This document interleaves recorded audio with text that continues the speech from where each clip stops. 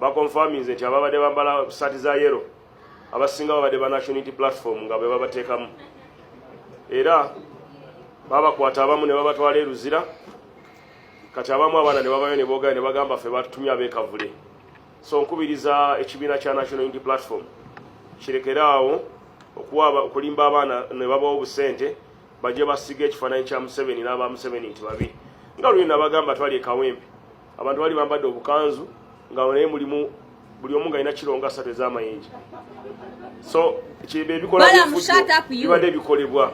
Balamu, shut up you Balamu. Balamu, neze bana yenzagira ne yebuuza. Museveni ku myaka ana gy'afugidde eggwanga Uganda. Talina bantu basobola ku defendinga government ye. Tuulya nti State House eyina basalizi zeewa abaana abo bebawa basalizi lwaki tebavaayo ne baba nga be badefendinga NRM. Lwaki abaana abo bebawa basalizi abasomera ku nsimbi za State House, lwaki abaana abo bafuna benefits from the government eri mu buyinza, lwaki sibe bambala uniform za NRM ne bajja ne batandika ku defendinga NRM? Why the people in the ghetto? Lwaki baana b'omu ghetto be denying opportunities? Lwaki baana b'omu ghetto be mwagala okwambaza ebitishati byammwe bya NRM? Nga muyina abaana ba beneficiaries of this government abatasobola kuvaayo ne badefendinga government yammwe. Lwaki Museveni siba awe emirimu nga bwolaba bwagiwa ba Balamu aboogera ebintu by'ekibuyabuya? State House eyina bursaries, ayina abantu bebawa insurance ez'obwerere, ayina abantu bebasomeseza obwerere, kitegeeza babasomesa kukola mu government. Lwaki sibe bawe emirimu ne bajja ne batandika okudefendinga ebintu bino eby'ekijega? Balamu Balugahale, shut up you man. Chogamba NUP yetta abantu mu ambulances ezibera ku makubo ze muyimiriza ku makubo nga Museveni ayitawo. Kyemugamba NUP yekuba amasasi abantu yakuba abantu amasasi erw'emiyaga n'ebatta ye NUP. You Balamu Balugahale. Balamu Balugahale. Chogamba NUP yetta abantu mu ambulances ze musibira ku makubo essaawa n'essaawa kubanga mukuuma omuntu omu, you are protecting one old man atakyalina yadde emyaka 10 ku nsi. Ugandans are dying like cockroaches because of their silent. It is the freedom you are talking about. Lwaki baana b'omu ghetto be musulako ejjirikiti buli kaseera nga temwe mu banoonyaayo? Neja kutute South Africa wabadde ogenze kulwikuluutinga kugula. Balamu musuubuzi. Kyovola bayogera ebintu nga bino eby'ekihumba tuutu eby'ekitumbaavu. What kind of nonsense is this, Balamu Balugahale? What kind of nonsense is this, you old man? Minister of Youth. Can you imagine 50 years? Are you a youth? Lwaki abaana be muwazi bursaries eza State House sibe vavaayo ne batandika okudefendinga NRM? Lwaki sibe mwambaza uniform za NRM? Why? Lwaki baana ba ghetto be mwasuula be mwakasuka bwe bamma opportunities bwe mwamma omukisa abaana abo be mulaba mu ghetto be baana be maamenya? Wali mu Lubigi abasinga obungi baggwereyo mu ghetto ne batandika okulya ku street. Mumala bamenya mu Lubigi ne maane mu balumba mu ghetto ne mutandika bakozesa emizannyo gyammwe ne bafuula condoms ze mukozesa. Abaana abo be musanga mu ghetto be baana be mwajja wali hamu yazimba nga tebalina nawe bakolera.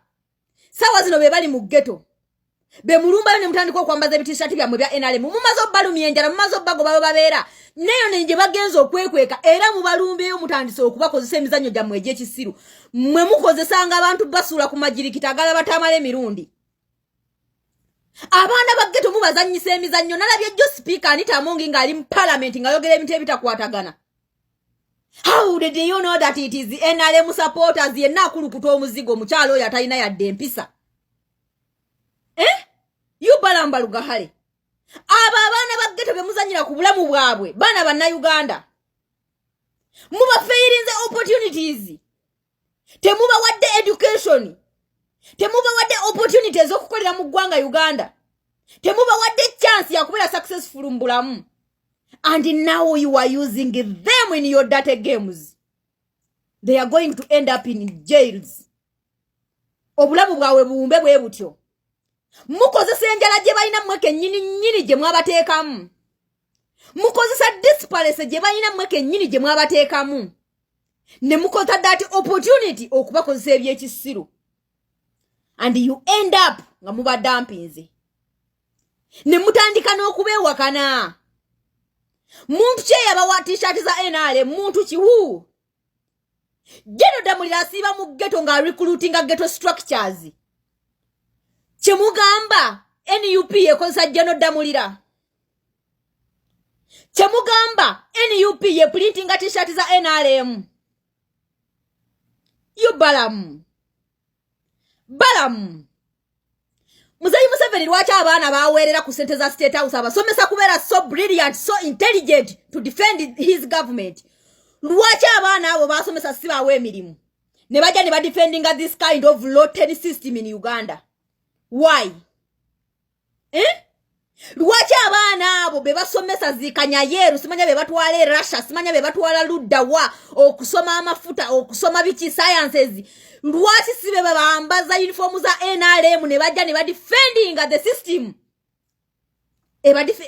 kwegamba je bafukiddemu abakabi lwacha abaana be mumye opportunities wa failure in this regime be mwagala okukozesa basajja mmwe to defend yourselves why because you have stolen from them kubanga mutubye abaana be musomesa temusobola baleta ku defending such kind of a nonsense temusobola bamba za uniform byammwe namwe kenyini mukimanye uniform byammwe byakolimirwe ensi yonna you cannot let those people to put on those yellow t-shirts but you are going there deep in ghettos in hungry people.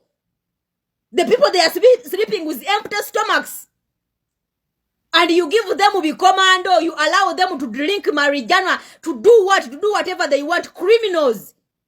And you are here using them and you are standing on a national TV talking rubbish. And I hear the journalists, they are laughing on such kind of nonsense. Really, what kind of a country is this, Uganda?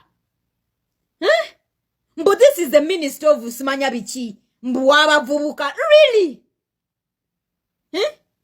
Ono bala mayinza kubera role model wanono. With such kind of stupidity in his head. Talking rubbish. People are dying on streets just because General Museveni is passing. People are dying in hospitals. Huh? So you want to tell us that even people are dying in the hospitals is the problem of NUP? NUP don't want to take medicine in the hospitals. You Balamu, shut up you old fucking man. You people, muba mwagalo tuyombe abasajja mmwe n'okutujja ku Katonda. Waliwo otunulya Balamu ng'ayogera bogus n'ojjula omugwa mu bulago omutuge.